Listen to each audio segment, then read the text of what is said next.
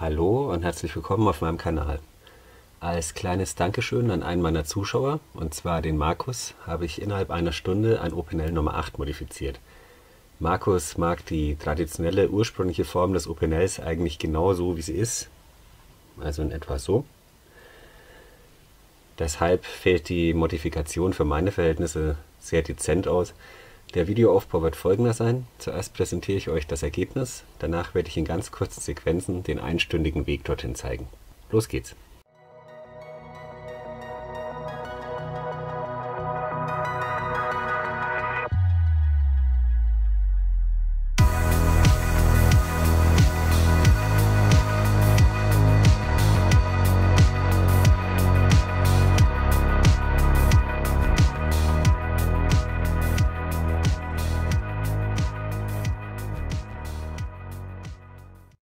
Ja, das ist dieser 1-Stunden-Mod. Wie gesagt, eine ganz kleine Aufmerksamkeit für den Markus. Der hat mir seine Messerbücher zur Verfügung gestellt. Das Video dazu verlinke ich euch mal hier. Danke nochmal dafür, Markus. Ich hoffe, es gefällt dir. Wenn nicht, dann reden wir nochmal über dieses Messer. Das hat dir, glaube ich, auch ganz gut gefallen.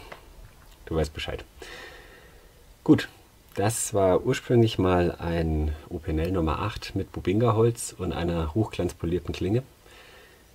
Ich wollte, dass das Holz leicht angeknabbert aussieht, also die Oberfläche sollte so ein bisschen aussehen, als wäre sie von Holzwürmern angefressen worden. Hat auch ein klein wenig was von einer Walnuss. Naja, die ursprüngliche Form habe ich weitgehend beibehalten. Sieht man hier. Ich habe lediglich hier das Ganze ein bisschen schlanker gestaltet, ansonsten ist es eigentlich fast wie vorher.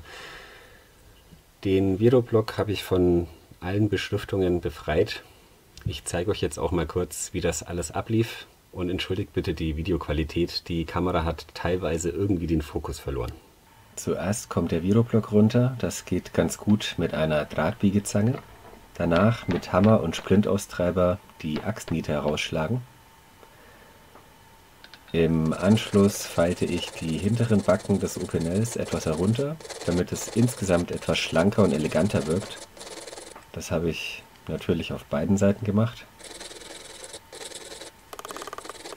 Mit einem Hohlbeitel und einem Hammer erfolgt die Oberflächenbearbeitung des Holzes. Die feinere Ausarbeitung erfolgt im Anschluss ebenfalls mit dem Hohlbeitel. Allerdings habe ich das dann ohne den Hammer gemacht.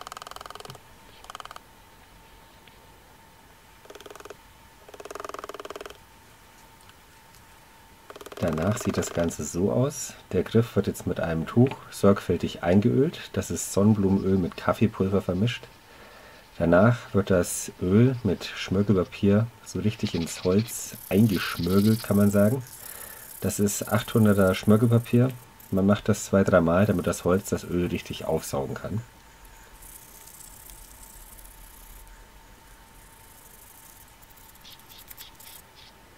Die Klinge wurde diagonal auf beiden Seiten abgeklebt und ebenfalls mit Schleifpapier bearbeitet. Ja, mir hat dieses durchgehend Glänzende nicht so gut gefallen, deswegen habe ich das so gemacht.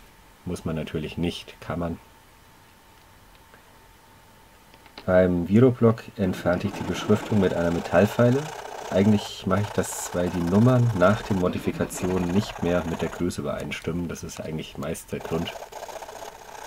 Dann kommt auch schon der Zusammenbau, also Manschette drauf, Klinge ins Heft, Niete durch, ja, festhämmern und danach den Viroblock wieder drauf. Das war es dann auch schon.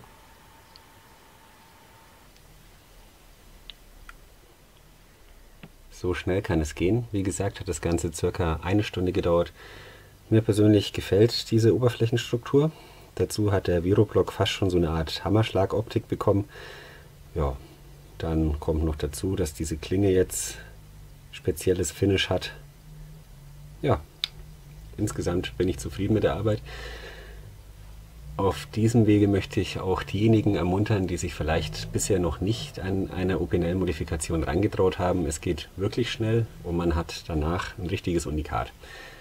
Gut, wollte ich euch kurz mal zeigen. Ich bedanke mich für eure Aufmerksamkeit, wünsche euch alles Gute, ganz viel Gesundheit, bis zum nächsten Mal.